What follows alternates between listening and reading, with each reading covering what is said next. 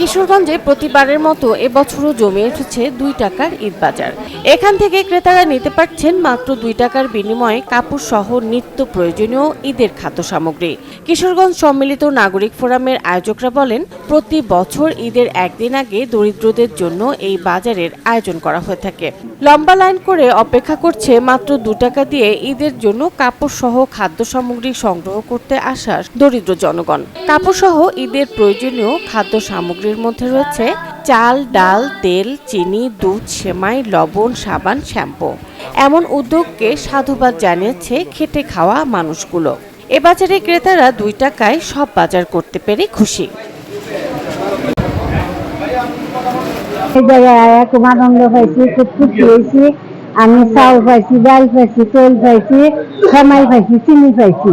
আমি খুব খুশি হয়েছি। আমার ঈদ হয়েছে, আপনার কাছে আমার এই শুভেচ্ছা আনন্দ আমি জানাচ্ছি। আমি খুবই ভালো পাইছি। চাল, ডাল, তেল, সেমাই, চিনি অনেক কিছু পাইতেছি।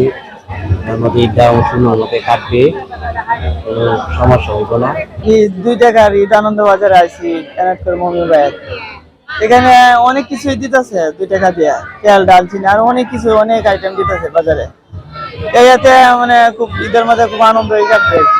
আমাদের কি 2 টাকা বাজার দিবে, চাল দিবে, তেল দিবে, এরপরে লঙ্গি দিবে, পেঁয়াজ দিবে, অনেক কিছু দিবে।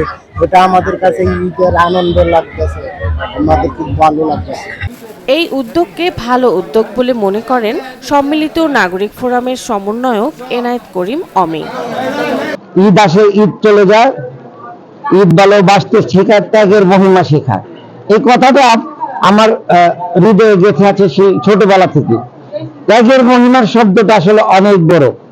ত্যাগ করার জন্য নিজের জান এবং মালের কিন্তু ত্যাগ করতে হয়। আমাদের চারপাশে অনেকেই আমরা এই যে পবিত্র ঈদ, ঈদের যে আনন্দ, সুবিধাবঞ্চিত মানুষ যেন আমাদের মতো করে আমাদের সকলে মিলে ঈদটা পালন করতে পারি, সেই ইচ্ছা থেকে কিন্তু আজ থেকে 5 বছর আগে আমার পিতা আলহাজ আব্দুল করিম ওয়েলফেয়ার ট্রাস্টের অর্থায়নে আমরা সম্মিলিত নাগরিক ফোরামের ব্যবস্থাপনায় এইটা শুরু করেছিলাম।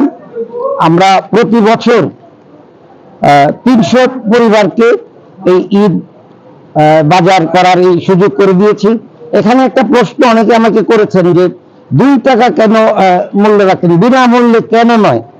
সেই ক্ষেত্রে আমার বক্তব্য এটা, বিনামূল্যে দানের যে বিষয়টা একটা মানুষের, আমি মনে করি আত্মসম্মানের জায়গাটা তখন আর থাকে না। আমরা এই মেসেজটা দিতে চেয়েছি যে এখানে যারা আসছেন তারা সম্মানিত ক্রেতা, তারা 2 টাকা দিয়ে এখান থেকে পণ্য ক্রয় করে দিয়ে গেছেন, ভর্তুকিটা হয়তো আমরা দিয়েছি।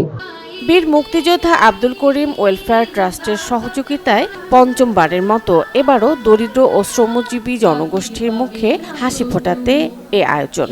বীর মুক্তিযোদ্ধা আব্দুল করিম ওয়েলফেয়ার ট্রাস্টের সহযোগিতায় পঞ্চমবারের মতো এবারও দরিদ্র ও শ্রমজীবী জনগোষ্ঠীর মুখে হাসি ফোটাতে এ আয়োজন। Desk report, channel 24।